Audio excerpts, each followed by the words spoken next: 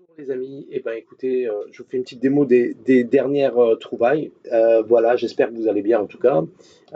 Voilà, alors je vous explique ce que j'ai fait, parce que vous avez vu pas mal de nouveautés.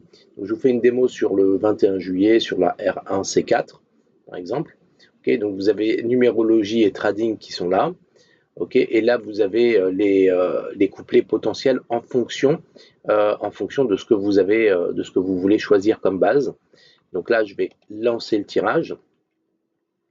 Okay. Lui, il me propose comme base d'office le 3 et le 10 qu'on retrouve ici. Okay. Plus généralement, le plus sûr, bon, si on prend le plus sûr, ça va être le 3.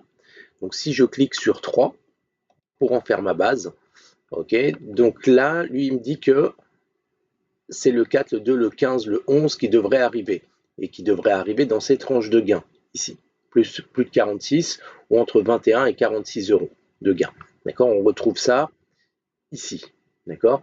Petite nouveauté aussi ici, ben, vous connaissez les tranches. Vous pouvez aussi mettre maintenant tous les partants ou alors juste les chevaux qui sont crédibles. Si je fais chevaux crédibles par exemple, là si je remonte, le 11 il est toujours là, ok. Et ici, le 11, ben, il n'y est plus. Parce qu'en fait, il n'était pas crédible au début. D'accord. Donc en fait, en le mettant ici, on va voir que voilà, il va apparaître quelque part voilà, dans la tranche 21-46 ici. Okay. Mais nous, ce qui va nous intéresser, c'est plus haut. Okay, c'est ici. Voilà, toute cette tranche qui est là. Elle s'actualise en fonction de la tranche que vous avez choisie. Donc lui, il avait dit au départ que ce serait cette tranche-là, la tranche élevée, rapport très élevé attendu, donc celle-ci. Donc la fourchette naturelle à plus ou moins 46 euros. Donc tu vois, il y a écrit 37% d'ailleurs, contre 31, 20 et 15. Ça, c'est les probabilités du couplet pour qu'il arrive dans telle ou telle tranche en fonction de la base que vous avez choisie.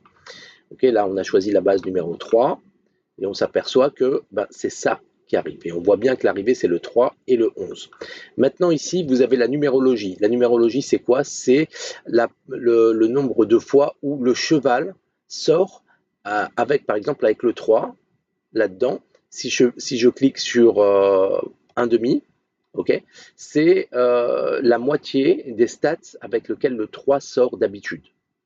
Okay, il sort plus avec le 4, le 2 et le 11 que le 15, par exemple. Ou, si je fais un quart, il va prendre juste un quart des probabilités qui sortent avec le 3. Donc là, ça va être le 4 et le 2. Et tu vois qu'on a raté le 11. Donc c'est bien de rester sur la moitié. Okay. Le trading, c'est quoi? En fait, j'ai mené une étude. Plus de la moitié des couplets qui sortent, il y a un cheval dont la cote baisse et un cheval dont la cote monte. Okay. Donc, et surtout, c'est le schéma qui fait que les rapports sont plus élevés. Si on a les deux cotes qui baissent, on a un schéma avec des rapports qui ne sont pas terribles. Si on en a deux qui montent, ce qui est moins probable, c'est que effectivement les rapports vont être bons. Un qui monte et un qui descend, les rapports sont bons. D'accord. Donc la moitié, c'est les deux qui montent et un qui monte et un qui descend. D'accord. Voilà. Donc c'est quand on clique là-dessus, on a cette configuration. Et là, quand j'ai cliqué sur cette configuration, on voit plus qu'il n'y a plus qu'un seul couplet, c'est le 3 et le 11.